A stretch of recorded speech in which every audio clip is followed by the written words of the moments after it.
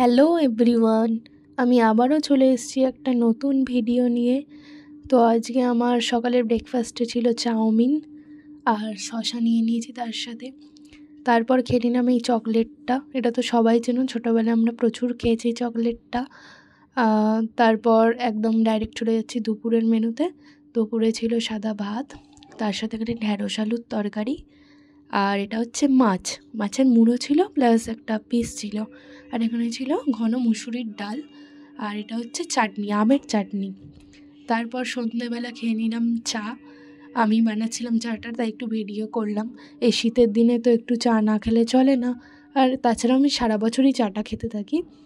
তারপর ডাইরেক্ট চলে গেছি রাতের মেনুতে। আজকে রাতের মেনুতে ছিল রুটি, একদম সিম্পল, আর তার সাথে ছিল আলু চচ্চড়ি, আর ছিল একটা দানাদার মিষ্টি। তো আমার লাগবেই।